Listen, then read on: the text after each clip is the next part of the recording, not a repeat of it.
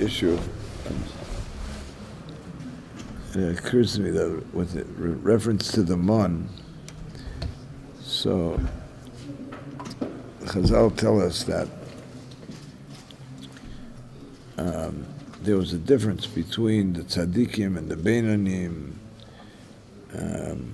that for the tzaddikim, the mun fell right at their doorstep. For the beinanim, the mun fell like in their backyard, so you had to kind of walk out and collect them. And for the ones who were, I don't think it says they're showing, but anyway, the ones who were less, somehow less righteous, they had to actually walk out into the field because it wasn't at their doorstep, it wasn't in their backyard, they had to walk out some distance to collect it.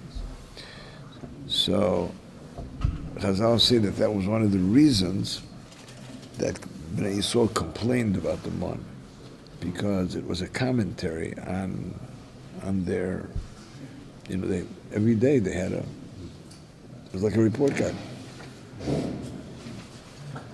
Every day they they had a report card about how well they were doing, and it's annoying. At the very least, it's very annoying.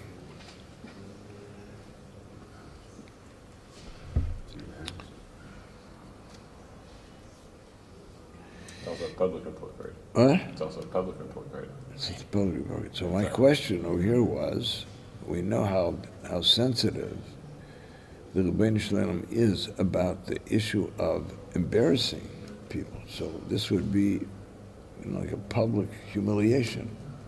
So how did that work? I saw some answers someplace, but the one that I like best is my own. The nature of tzaddikim is that they don't think they're tzaddikim. It's almost by definition that what makes a person capable of striving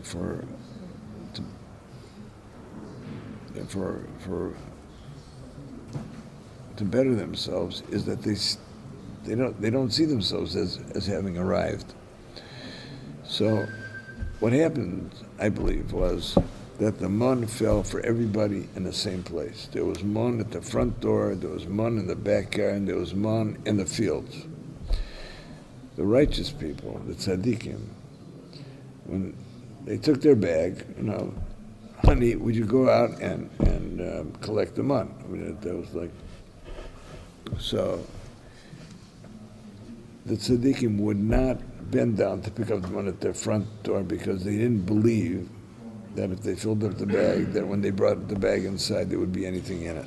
So they walked out to the fields. They didn't even stop at the backyard. They just immediately walked out to the fields and picked up the mun that was in the field and came back, and then they opened up the bag, and there was nothing there. That was the tzaddik? The tzaddikim. The tzaddik would have to go to the field. He would go out to the field because he didn't believe that there was any, he believed that that's where his mun would be. So he came home and the bag was empty. So he figured, okay, so he'll go out there, go into the backyard, and once again the thing was empty. So Bal Kochach, he ended up with taking the mun that was at the front door. People who were not so inspired considered themselves very accomplished and graduated. They immediately filled up the stuff at the front, and they came back in, it was empty. Went to the backyard and come back, it was empty. They had to go out to. The bottom line was everybody was everywhere. There was no public humiliation because everybody was walking out in all of these places. Nobody knew whose bag was full when they came into the house.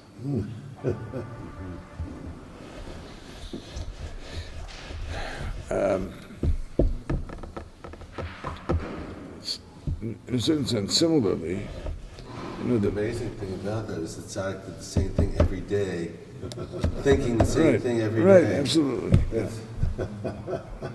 Yeah, but that's it. And the people who weren't tzaddik also did the same thing every day. We'll leave that to time. Yeah, one of the other things that I think Bnei Yisrael were annoyed about was the fact that the man could take on whatever taste you wanted. If you wanted a super dog, it was a super dog. It was, if you wanted it to taste like French fries, it was like French. Yeah, whatever you wanted, it was like. So, but what Tastes is? like something not kosher? Huh? Super dog's not kosher? Probably not. Yeah. A kosher super dog. So, but here's the thing. There is an inverse relationship between what an individual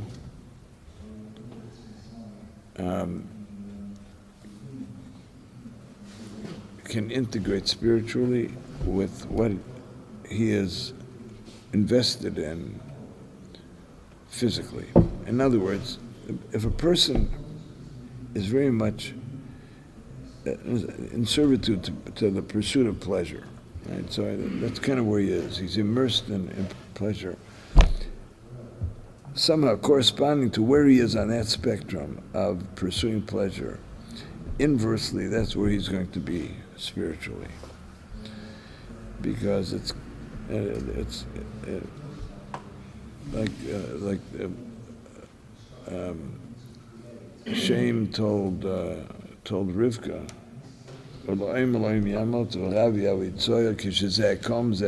there's an inverse relationship when Klal Yisrael is in a position of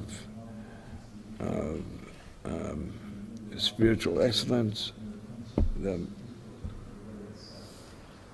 the power of Esav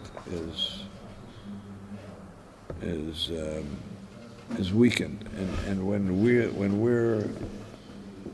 weak, then Esav becomes strong. So there's that, but that same balance applies. And it's, by the way, it's not that there's anything wrong with pleasure. It's just how we're invested in it, or how we relate to it.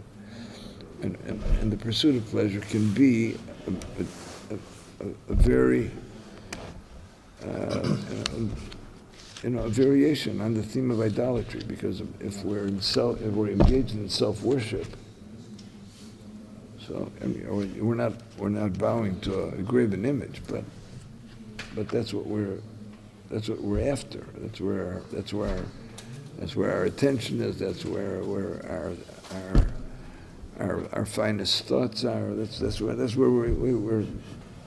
So you can have someone who's a very shrewd businessman, and it's all about the acquisition of money or the acquisition of power and status. And you can have someone who does the same thing, but he's interested in using his resources for kedusha. So that he may spend the same amount of time, and may have the same cheshbonos, but it's a whole different avodah. And for one person, it's self. It's all about focusing on self. For another person, it's a very much an unselfish thing. So, if I sit down to a meal and my Rebbe serves to me things that she knows that I enjoy, I can put this off. In other words, I can say, "Oh, it's great," and I, what can I do? That's the meal that my Rebbe had made for me. So I'm kind of, I'm limited because the challenge then becomes how am I going to eat that? But the choice of what I eat and the fact that it's amongst my favorite things is my wife who's trying to please me, not me trying to please me. But when they ate the mun and somebody sits down, okay, I'm going to eat the mun, I am thinking now vanilla ice cream. He can't put that off on anybody. he has to take personal responsibility for the fact that he is into the pursuit of pleasure. So when it says, the Mishnah Nova says, "Kach yudaka shel Torah pas b'melachtecha," it's not even telling you that in order for you to be a real acquirer of Torah, that you have to just eat a crust of bread. It's telling you that what you eat should be, in your eyes, nothing more than a crust of bread. I mean, that should be your attitude. Good. That's what you serve me. It's fine. Huh? Fuel. Right. I mean, it's good. I'm happy whatever it is. But my attitude towards it, I am not dependent on it. I'm not invested in it. It's a meal. And if it's not the thing that I like best, Beshalach. It's a meal. But if something is served to me, and in order, that I have to, it has to please my palate, and I'm that is a value for me. To the extent that is a value for me, to that same extent, am I going to somehow be less receptive or less influenceable, if there's such a word, by the Torah that I learn and the mitzvahs that I perform? Because that's the balance. The balance is when one goes up, one goes down. What about on Shabbos?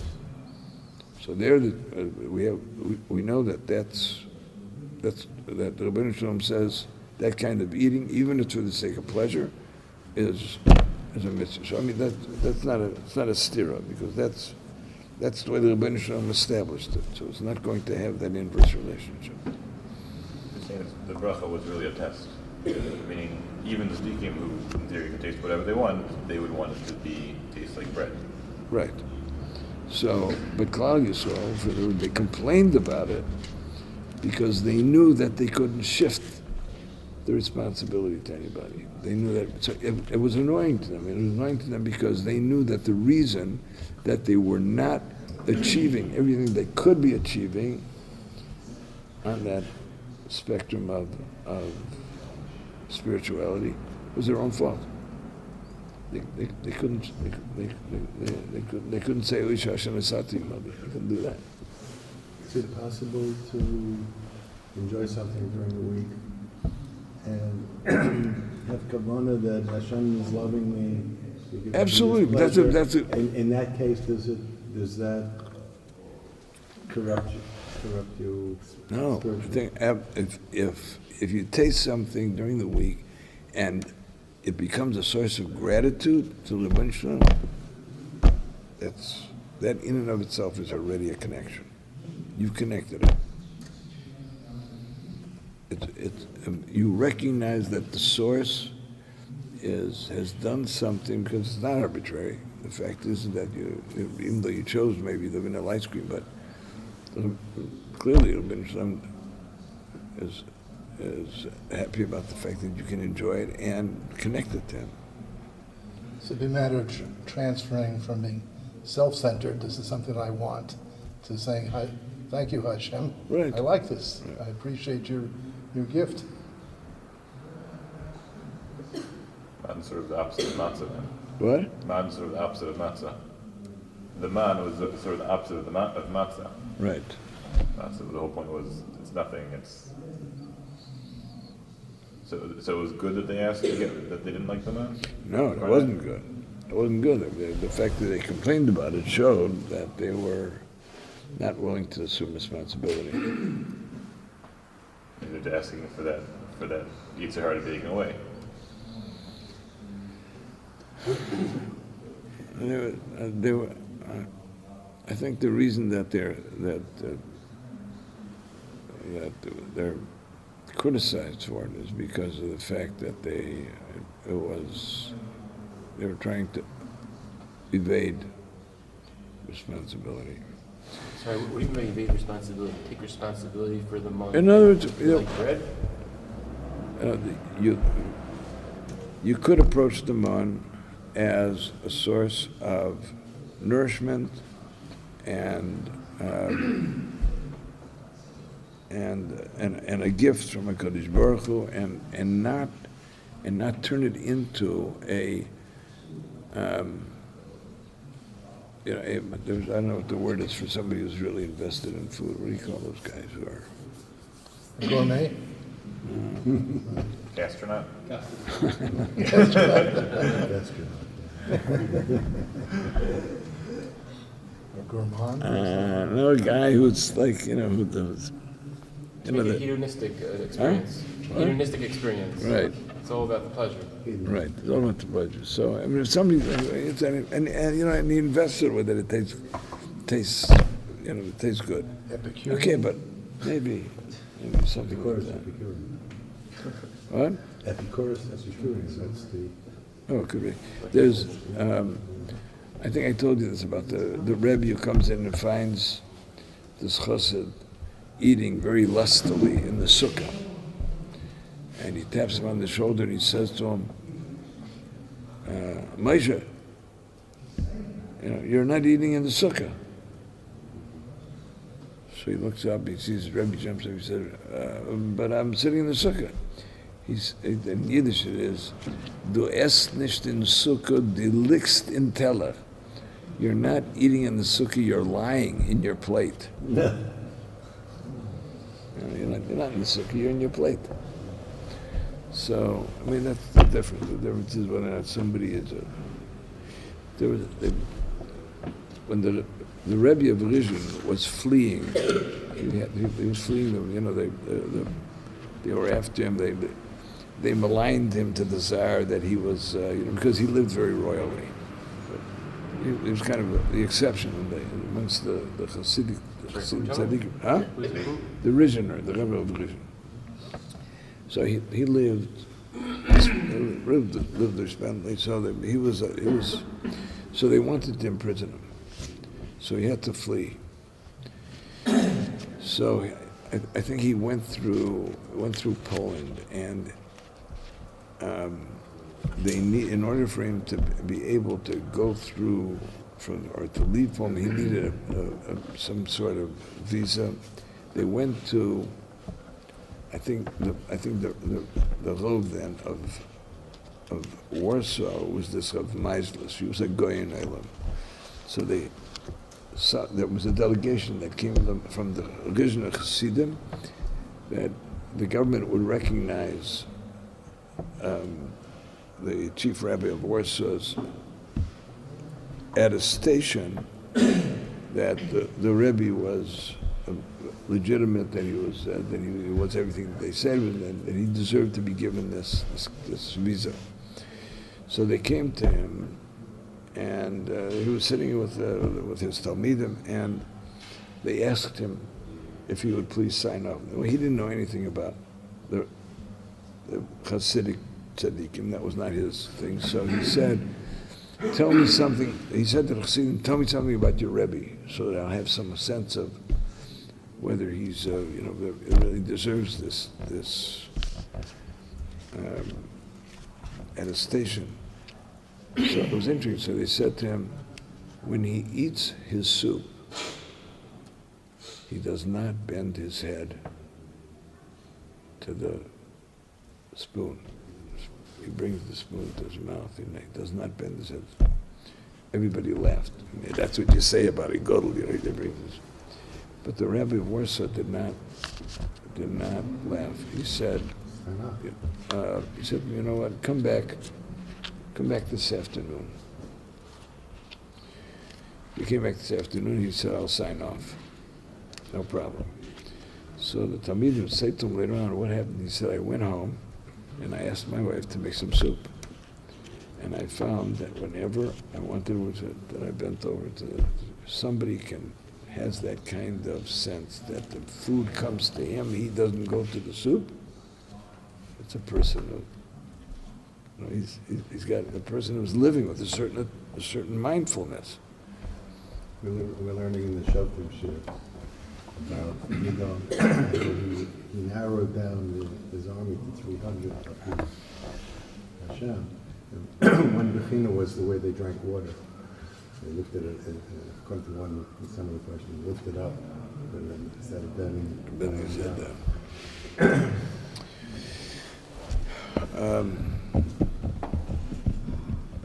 Okay, before we got to the mud, what were we doing? We were doing something else.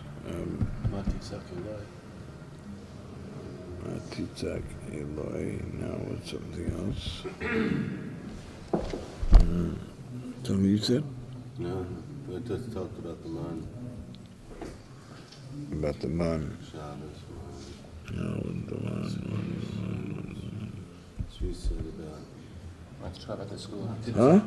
Parsha Saman, but saying the Parsha Saman, which you say to, And then he did something. Oh, wait. Okay, now I got it. You asked, I think, about the stira because he told him not to. Right. Okay, then you're talking about those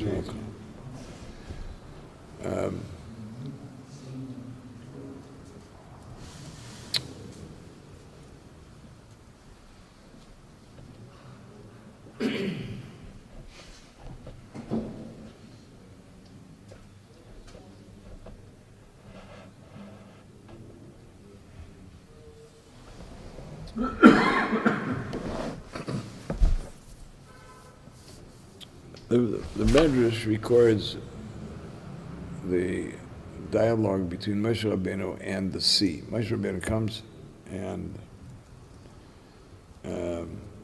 instructs the sea to split. And the sea said to him, I'm older than you are, I don't have to listen to you.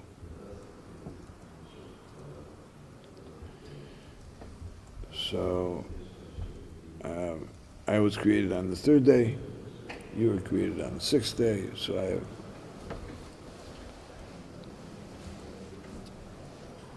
it's not, it sounds like it's frivolous, but I use that most of my, up until the time I was a teenager, I used that with my twin brother. I'm 4 minutes older.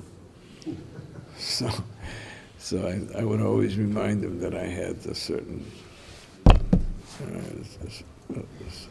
right to tell him what to do. So,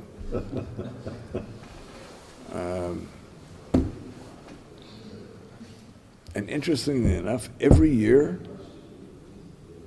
he turns a year older before I do, even though I'm 4 minutes older. Because he lives in New York and I live in Milwaukee, and it's an hour.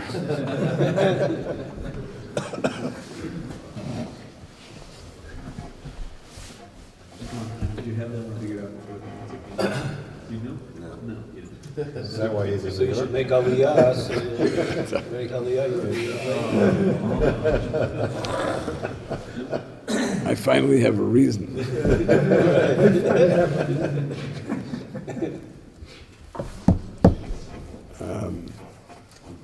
All of Israel's in the same time zone, right? And there's no place where it.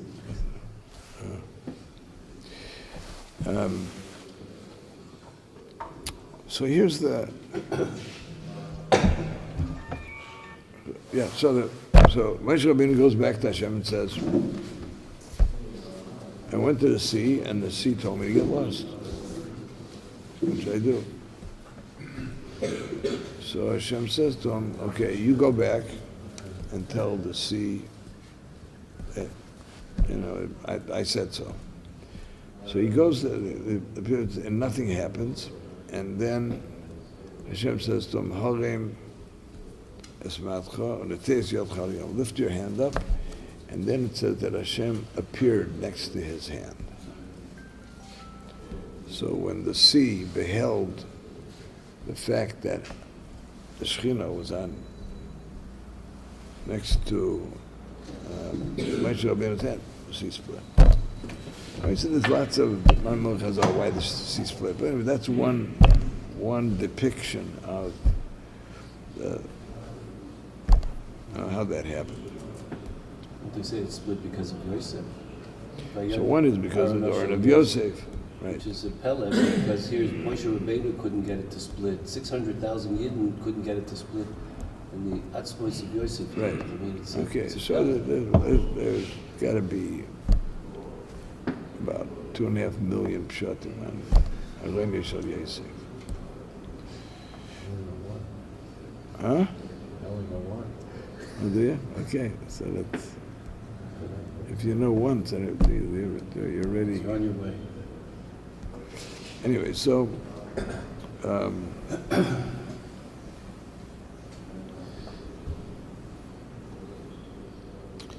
so one way of understanding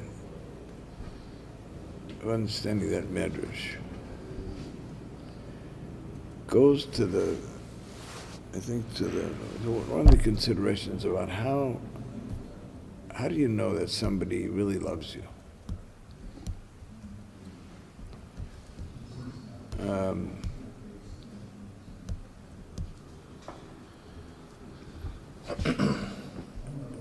So you sometimes find that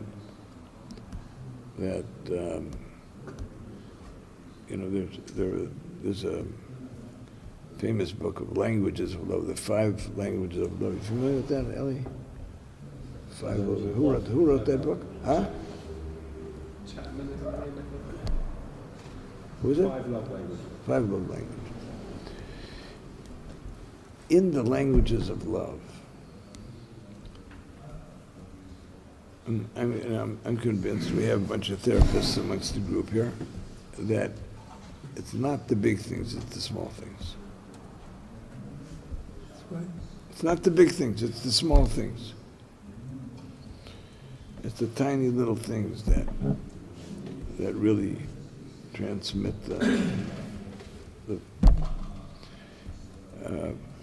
I read somewhere that there was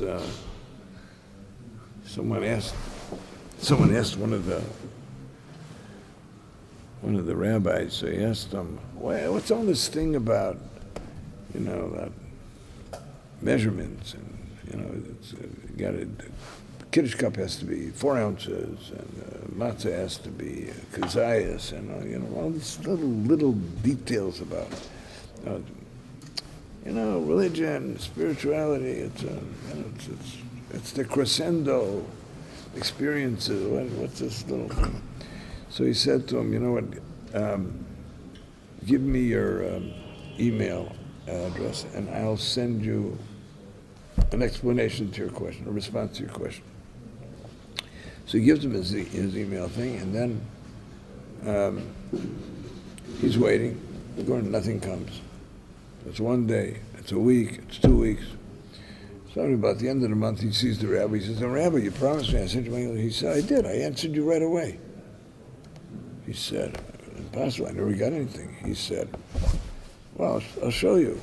And he said, Rabbi, after the letter I gave you, there's a dot. You have to put in the dot. If you don't put in the dot, it doesn't transmit. So he said, but that dot is nothing. I mean, I did all the letters correctly. What's with the dot? So he said, it's, if you're paying attention, the only way that the email is going to transmit is with the dot, and that's the way our awareness of our relationship with HaKadosh Baruch Hu is transmitted, is by being attentive to the fact that there's a dot. So, it's not a big deal. I got to doing this mashal. I think that Gmail changed now. If you leave out the dot, it still goes anyway with Gmail. Oh, yeah. So you have to be careful with this mashal. .com. Okay, there you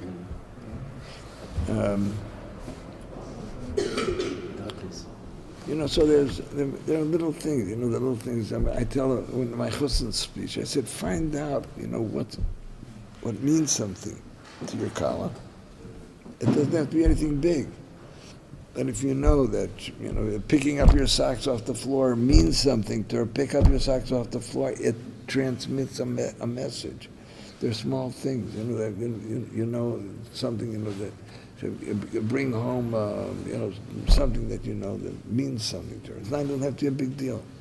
It's love, caring is transmitted by the little thing because it shows that you're thinking about the person. So, measurements in Yadus are very largely Yes. all about the hands.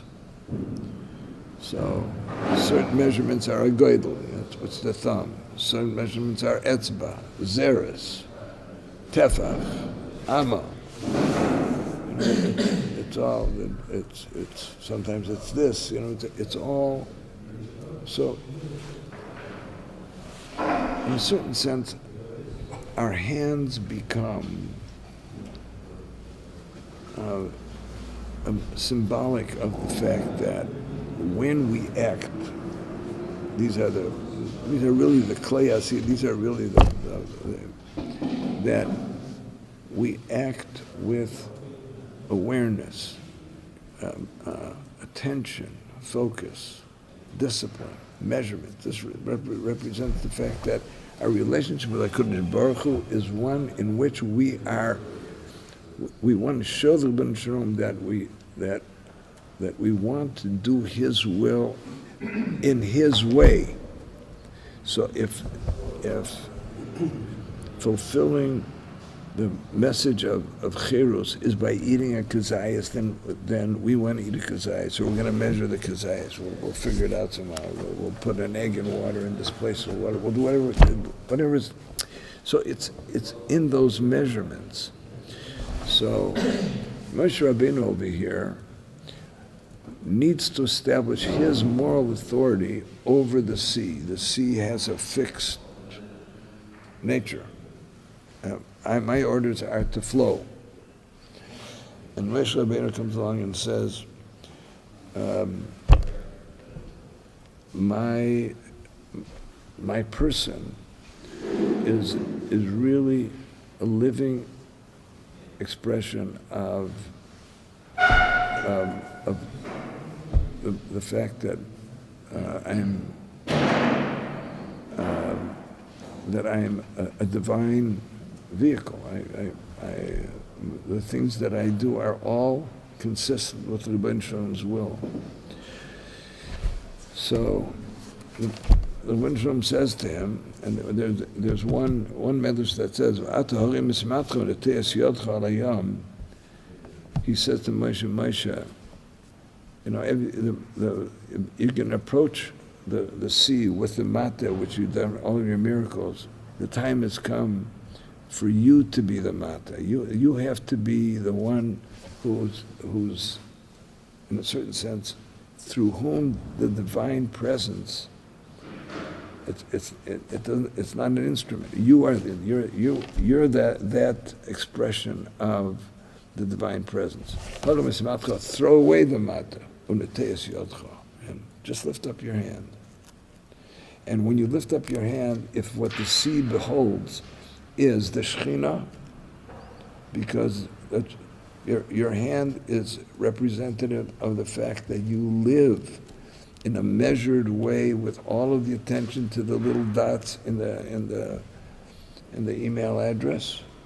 So the sea will be forced to recede because of the fact that in your hand is the Shekhinah. You're following rules also, but it's a higher rule. Higher rule, right. So, Violation of rules. so he says to him, throw away the mata, throw away the mata. Just lift up your hand. And then the Medrash says that the sea looked up at his arm and looked up at his hand and saw the Shekhinah. Okay. Say .com, it could be Dalet Ayin Taf. Which? .com. Is that your chiddush that you threw away the mata? No, the Medrash says Harim is Mata. The Medrash says Harim is not throw away the Mata. It's a Medrash.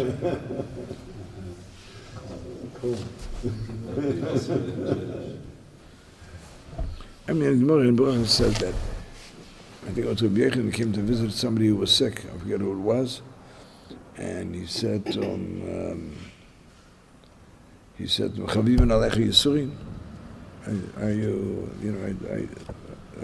Are you pleased with suffering? And he said, no. He said, okay, have liyadcha. So it says over there that Rabbi Michel, he rolled up his sleeve and the room lit up. his arm was a, was a, yeah.